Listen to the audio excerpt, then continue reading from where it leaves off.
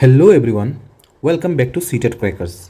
मैं हूं आपका मेंटर एएस शाहरियार। दोस्तों, अगर आप सीटेट क्लियर करना चाहते हैं तो चाइल्ड डेवलपमेंट एंड पेडागोजी में एक ऐसा टॉपिक है जो हर साल मिनिमम 3 से 5 मार्क्स दिलाता है, और इस टॉपिक का नाम है असेसमेंट एंड इवैल्यूएशन। आज के इस सुपर सेशन में हम ना सिर्फ इसके कंप्लीट कंसेप्चुअल फ्रेमवर्क को समझेंगे, बल्कि क्लास के एंड में 10 ऐसे प्रीवियस ईयर क्वेश्चन को भी हम लाइव टैकल करेंगे। ठीक है, तो चलिए बिना किसी देरी के let's start today's outstanding class. Video को जल्दी से लाइक और शेयर कर दीजिए और चलिए शुरू करते हैं। सबसे पहले दोस्तों, हमें बिल्कुल बेसिक से शुरू करना है। क्लासरूम में हम बच्चों को पढ़ाते हैं, पर हमें कैसे पता चलेगा कि बच्चे के सीख कैसे रहे या नहीं।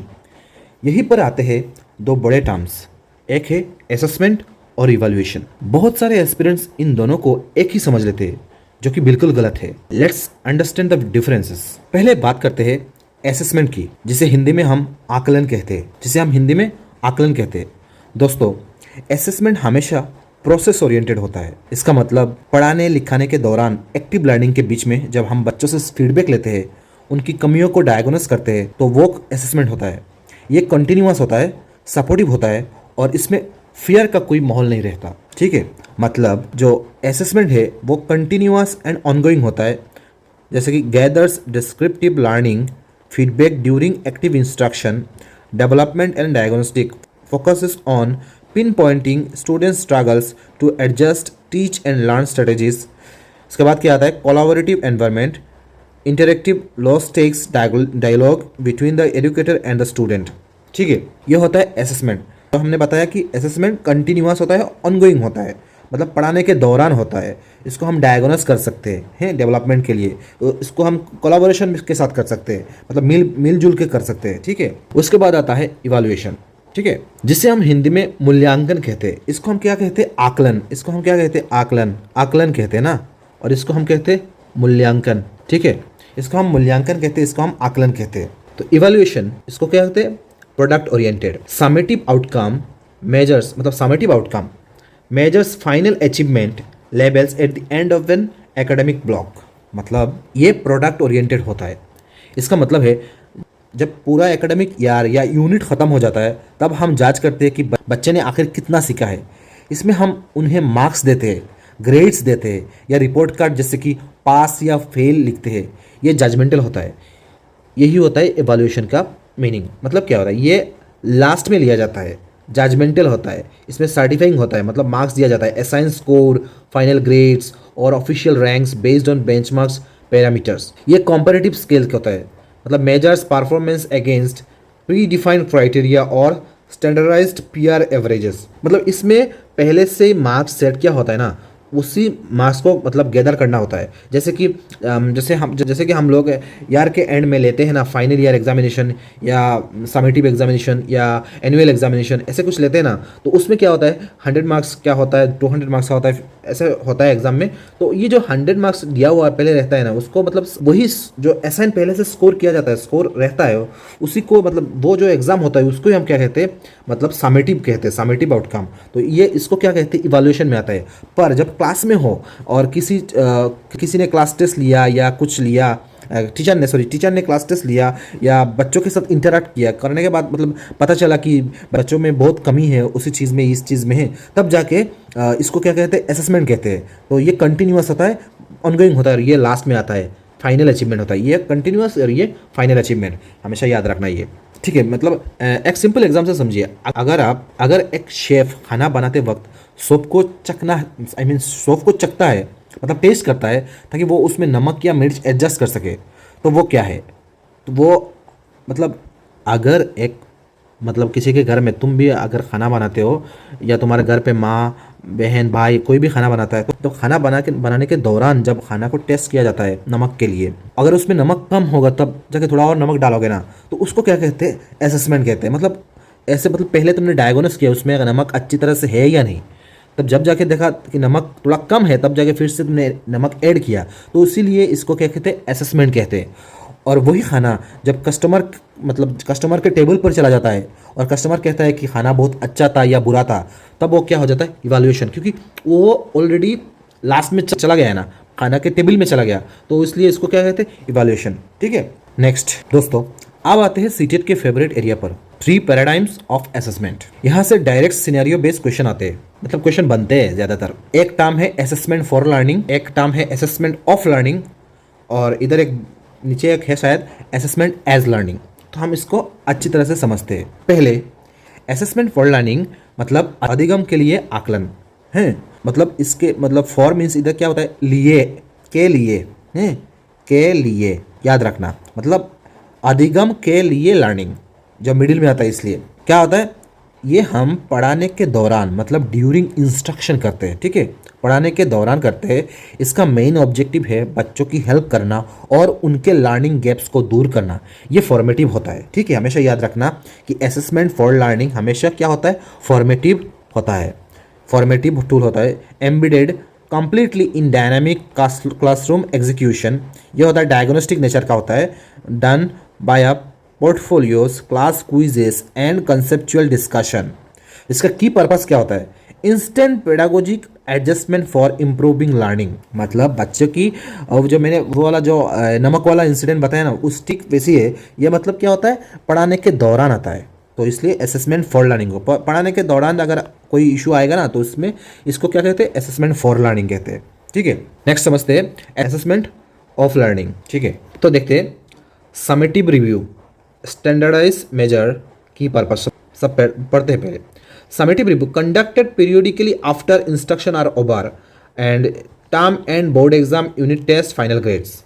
समझते हैं कैसे, ये हम पढ़ाने के बाद आफ्टर इंस्ट्रक्शन करते हैं। मतलब समझ रहे हो ना, इसका मकसद सिर्फ सर्टिफाई करना है। मतलब इसका मतलब क्या है, सिर्फ सर्टिफाई करना है। जैसे फाइनल एग्जामिनेशन, ये समेटिव होता है, जो मैंने पहले बताया ना, जो लास्ट में आता है, ये क्या होता है, समेटिव होता है। समेटिव हमेशा याद रखना कि समेटिव जो है, समेटिव लास्ट में आता है, लास्ट में आता है। और हम इधर समझ लेते हैं, एक टर्म इधर नहीं दिया है, हम समझ लेते हैं कि assessment as learning. Assessment as learning को हम समझते हैं, असेसमेंट एज लर्निंग को हम समझते हैं अधिगम के रूप में आकलन। इसको क्या कहते हैं, अधिगम के रूप में आकलन। ये तब होता है जब बच्चा खुद का टेस्ट खुद लेता है, मतलब सेल्फ असेसमेंट। क्या होता है, सेल्फ असेसमेंट। समझ रहे हो, असेसमेंट एज लर्निंग कब होता है, जब बच्चा खुद का टेस्ट खुद लेगा, या तो अपना कोई पीआर से लेगा। पीआर मतलब अपना दोस्त है, पीआर से लेगा, तो इसको क्या कहते हैं, और एक नाम है असेसमेंट एज लर्निंग को पीआर असेसमेंट भी बोला जाता है, पीआर असेसमेंट भी बोला जाता है। जैसे कि हम जब छोटे थे तब हमारे ग्रुप, हमारे फ्रेंड्स लोगों को हम बोलते हैं ना कि ये वाला चैप्टर तू मेरा ले, मैं तेरा भी, मतलब मैं तुझे, मतलब तू मेरे सामने पढ़ते रहा, मैं तेरे सामने पढ़ता रहूँगा। तो एक दूसरे को मतलब एक दो दूसरे को जांच करते रहेंगे। तो ये क्या कहते हैं, असेसमेंट एज लर्निंग कहते हैं इसको। मतलब इसमें क्या होता है, मेटाकॉग्निशन यहाँ पर कीवर्ड होता है। असेसमेंट एज लर्निंग में क्या होता है, मेटाकॉग्निशन होता है, क्योंकि सेल्फ है ना, इसलिए मेटाकॉग्निशन इंपॉर्टेंट टर्म है, याद रखना। ठीक है, नेक्स्ट फॉर्मेटिव वर्सेस समेटिव, जो मैंने पहले ही बताया। ठीक है, फिर से हम बात करते हैं इसको। Formative assessment, formative assessment, formative assessment is an ongoing diagnostic and remediation focused classroom practice design to nurture self regulated learning habits. ठीक है, ये क्या होता है, कंटिन्यूअस इंटीग्रेशन होता है, लॉजिस्टिक फोकस होता है, असेसमेंट एज लर्निंग भी आता है इसमें। चलो पढ़ते हैं हम इसको।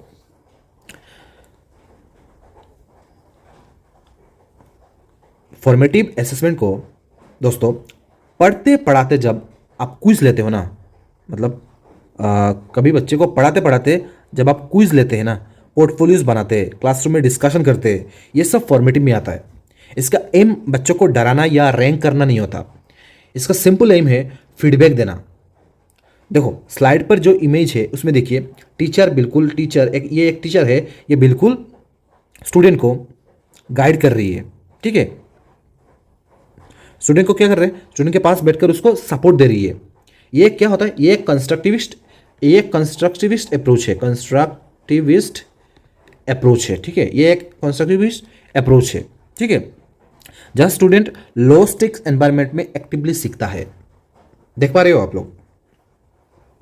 इसमें असेसमेंट एज लर्निंग भी आएगा, क्योंकि promote critical metacognition by guiding students to evaluate their own learning curves. ठीक है, तो ये क्या कहते हैं? फॉर्मेटिव असेसमेंट, क्योंकि पढ़ाने के दौरान होता है, पढ़ाते पढ़ाते होता है, ये समझ लेना, पढ़ाते पढ़ाते या पढ़ाने के दौरान होता है।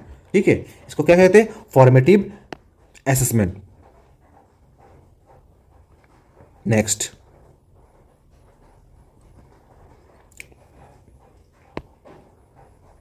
Summative assessment. देखिए, वही दूसरी तरफ आता है क्या? हमारा समेटिव असेसमेंट। दोस्तों, समेटिव असेसमेंट टर्मिनल होता है। यहां एंड ऑफ द ईयर क्या होता है? एंड ऑफ द ईयर, ये क्या होता है? ये टर्मिनल। मैंने पहले बताया ना कि फॉर्मेटिव पढ़ाने के दौरान, ईयर समेटिव क्या होता है? End of the year terminal होता है, ये टर्मिनल होता है। ओके, जैसे आपके बोर्ड एग्जाम्स या हाफ ईयरली एग्जाम, इसका फोकस फीडबैक पर नहीं, बल्कि आउटपुट और ग्रेडिंग पर होता है। यह थोड़ी रिजिड होता है, क्योंकि इसके बाद बच्चे को सुधारने का डायरेक्ट मौका नहीं मिलता। बस रिजल्ट हाथ में आ जाता है। लेकिन सुनिए, सीटेट में हमेशा फॉर्मेटिव असेसमेंट जो है ना, उसको ज़्यादा प्रमोट किया जाता है, यही याद रखिए। ठीक है, समेटिव से ज़्यादा फॉर्मेटिव असेसमेंट को हमेशा सीटेट में ज़्यादा प्रमोट किया जाता है, ये हमेशा याद रखना। नेक्स्ट,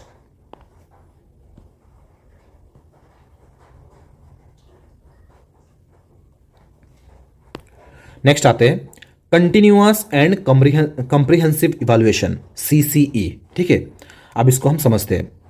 कंटिन्यूअस मतलब क्या है? Regularity.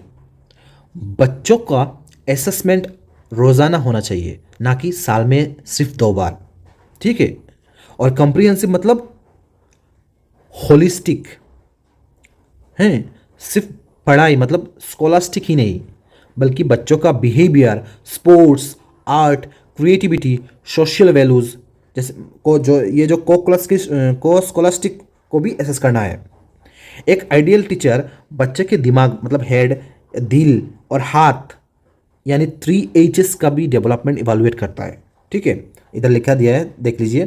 Continuous aspect, scholastic domain and को स्कॉलास्टिक डोमेन, ये तीनों जब एक साथ रख के इवैल्यूएट किया जाता है, तब जाके बच्चा ज़्यादा ग्रोथ करता है। देखिए, ensure ongoing regular feedback mapping throughout the term with targeted development diagnostic assessment loops। ठीक है, concentrates on cognitive growth, evaluates subject matter knowledge, logic and analytical talents by a regular classroom exercise। यह scholastic में आएगा। और co-scholastic में क्या? Foster effective and motor profiles, measures child empathy, social qualities, creative art skills and active motor health, यह सब आता है। नेक्स्ट,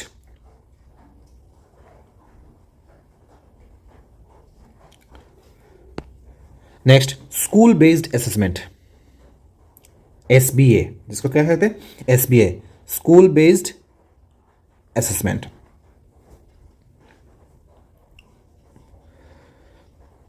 देखो, पहले क्या होता था?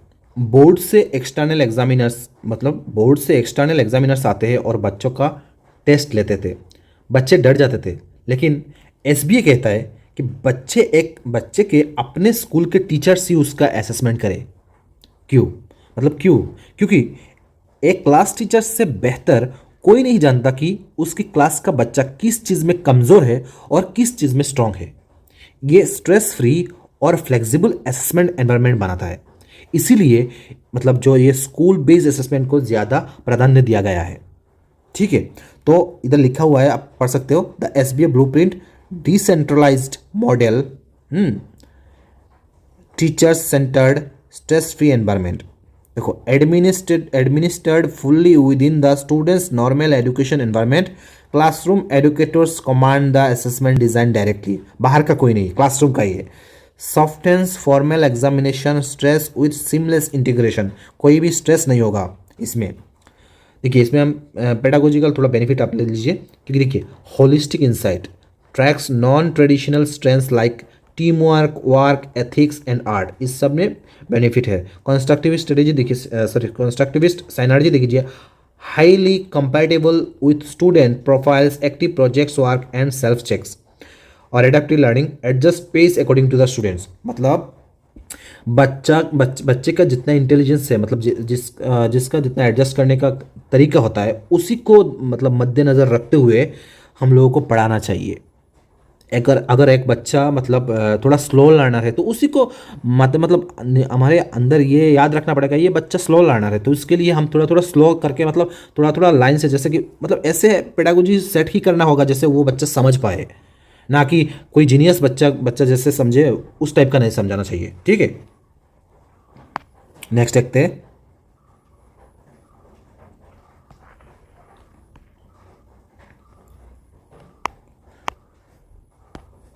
Feedback and remediation. ठीक है,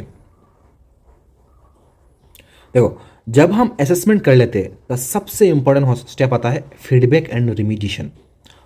दोस्तों ध्यान से सुनिए, टीचर का काम सिर्फ गलती निकालना नहीं होता है, पहले आपको डायग्नोस करना होता है, यानी गलती की वजह क्या है वो पता लगाना है। जैसे कि डायग्नोस्टिक फोकस है ना, पहले आपको डायग्नोस करना होगा कि बच्चों का मतलब गलती का वजह पता लगाना होगा। ठीक है, उसके बाद आपको आएगा रिमीडिएशन। जो रिमीडिएशन स्ट्रेटेजी आएगा ना, यानी उन गैप्स को कस्टमाइज टीचिंग मेथड से दूर करना। जो ये इधर इधर आप लोगों को मतलब जो गैप निकलेगा ना पढ़ाने के बाद, जो गैप निकलेगा उसी गैप को आप कैसे फुलफिल करोगे वही देखना है। हैं जैसे जैसे एक डॉक्टर पहले डिजीज़ डायग्नोसिस करता है, हैं जब पहले क्या करते हैं हम, डॉक्टर के पास जाने के बाद डॉक्टर आपको कुछ टेस्ट कराने के लिए देता है ना, तो वो जो डिजीज़ को डायग्नोसिस करता है ना, फिर दवाई रेमेडी देता है। पहले तो वो जो टेस्ट करने के बाद जो रिपोर्ट आता है उसी को देख कर ही तो आपको मतलब दवाई देता है ना। तो इस ठीक वैसी तरह एक टीचर का भी रोल क्लासरूम में बस यही होता है, पहले डायग्नोस करो, करने के बाद जो गैप मिलेगा उस गैप को रेमेडी की स्ट्रेटेजी यूज़ करके उसको फिल करो। ठीक है, चलिए नेक्स्ट स्लाइड पर हम जाते हैं। अभी आते हैं हम प्रीवियस ईयर क्वेश्चन पे। देखो अभी एक एक स्लाइड में, हर एक स्लाइड में मतलब एक एक क्वेश्चन दिया होगा रहेगा आप लोगों को। मतलब आप लोग ऐसे क्वेश्चन वीडियो को पॉज कर करके अपना खुद आंसर दे सकते हो। मैं पहले रीड करूँगा, उसके बाद थोड़ी 2 सेकंड के पॉज लेने के बाद मैं आंसर दूंगा। ठीक है, तो चलिए शुरू करते हैं।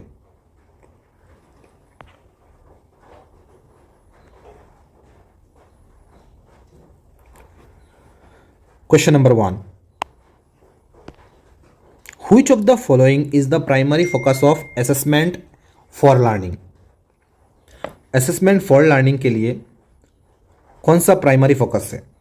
ठीक है, to provide evidence for teacher to जज स्टूडेंट परफॉर्मेंस। देखो जज नहीं आएगा, जज कब आएगा पहले मैं पढ़ देता हूँ। ठीक है, तो उसके बाद आप लोग आंसर करिए। To provide evidence for teachers to जज student performance, to help learner understand their current learning status and plan next steps, to compare student performance against a standardized group, to summarize students achievements at the end of the course। ठीक है, आप लोग answer करो, मैं बताता हूँ। देखो students achievement कब आएगा, ये असेसमेंट असेसमेंट ऑफ लर्निंग में आएगा। ठीक है, ये ऑफ लर्निंग में आएगा, ये समेटिव है। टीचर्स जज कब करेगा स्टूडेंट परफॉर्मेंस का, ये भी आएगा ऑफ लर्निंग में।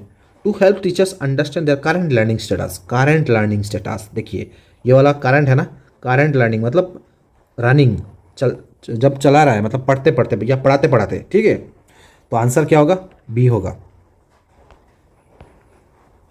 देखो आंसर इधर दिया हुआ है। Core concept assessment for learning acts as a developmental formative catalyst. ठीक है, instead of acting as a certifying final examination assessment of learning, its direct objective is to diagnose the child struggles in real time, providing constructive path for future growth. इधर एकदम explanation दिया हुआ है, आप लोग पढ़ सकते हैं। ठीक है, पॉज लेके पढ़ सकते हो। Next question, continuous and comprehensive evaluation CCE primarily emphasizes continuous paper pencil test on a regular basis, how learning can be observed, recorded and improved upon, aligning exam directly with redrifting school syllabi, eliminating the redundancy of school based examination. Answer करिए आप लोग।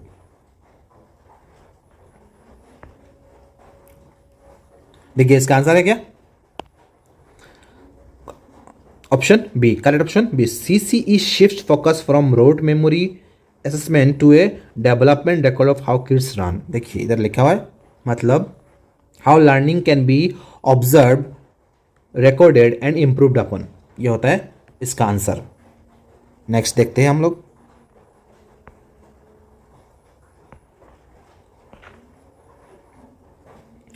Formative assessment helps classroom instruction by providing qualitative feedback to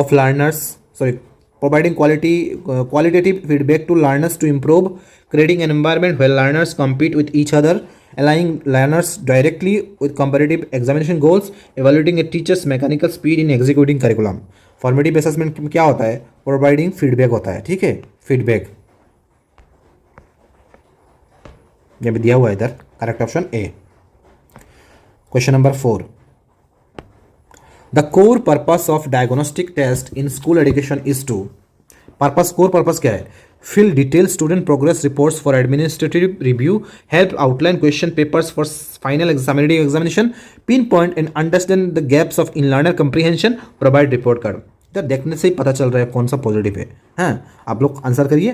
देखिए the core purpose of diagnostic, diagnose आ जाएगा तो क्या होगा? Pin point gap आ जाएगा। इधर गैप, जहाँ डायग्नोस आएगा इधर डायग्नोस आया, इधर गैप आया, तो आंसर सी होगा।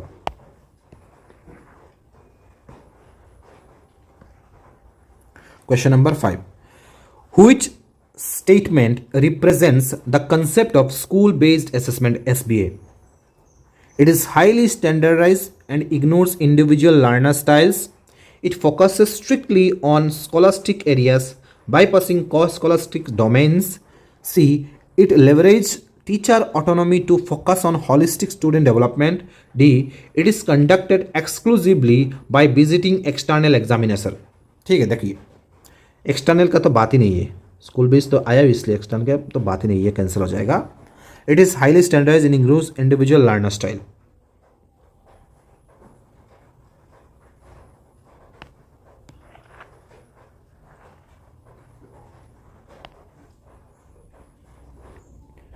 It focus strictly on scholastic areas and bypassing co-scholastic domains, ये भी रॉन्ग है। It is highly standardize and ignores individualize, ये तो मैंने पहले ही बोल दिया, ये नहीं होगा। तो it leverage teachers autonomy to focus on holistic student development, C होगा आंसर ऑफ होगा।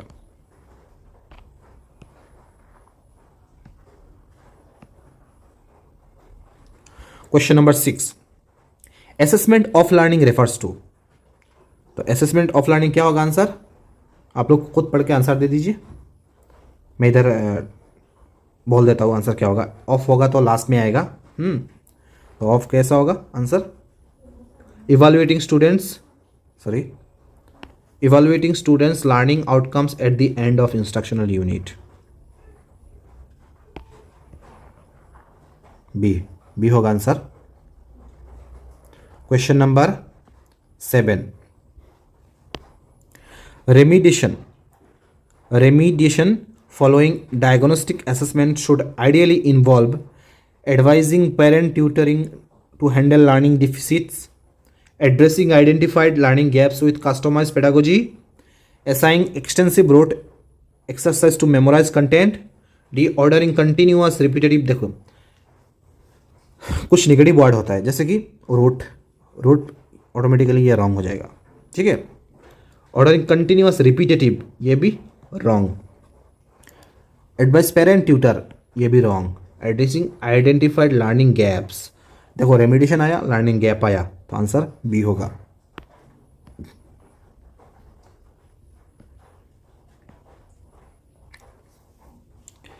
Question number 8, while selecting material for students portfolio dash of dash should be ensured. क्या क्या याद रखना चाहिए जब एक बच्चे का पोर्टफोलियो रेडी किया जाता है, हैं? तो इसमें क्या होगा, आप लोग पढ़ लीजिए, एक्सक्लूशन स्टूडेंट्स या inclusion other teachers, inclusion students और इंक्लूशन पेरेंट्स। तो मुझे तो लग रहा है ये सी होगा, देखते शायद मैं भी गलत हो सकता हूँ। हाँ, तो आंसर क्या है, C. Portfolio curation requires learner ownership to promote self evaluation and metacognitive reflections student must actively choose their best creations to showcase in their portfolio. ठीक है, तो नेक्स्ट देखते हैं।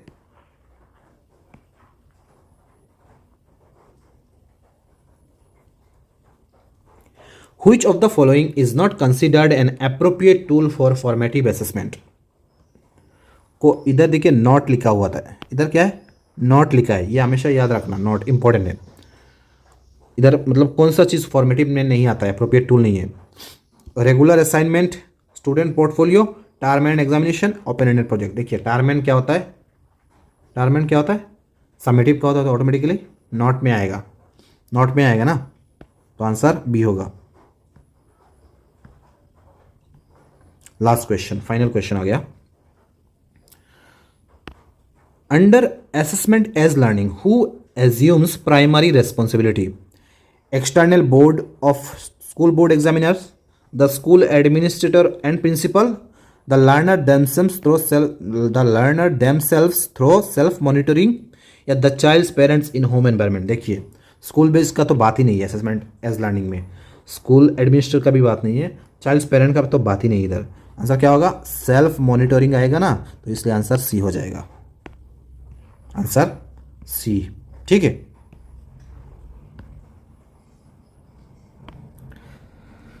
तो आज का सेशन यहीं तक था। अगर वीडियो अच्छा लगा तो आप लोग लाइक करिए और ज़्यादा से ज़्यादा कमेंट करिए और काइंडली प्लीज़ शेयर भी करिए साथ में, और साथ में सब्सक्राइब भी करिए। तब तक के लिए नेक्स्ट वीडियो के लिए मिलते रहेंगे। तब तक के लिए खुश रहिए, पढ़ते रहिए। Take care, thank you.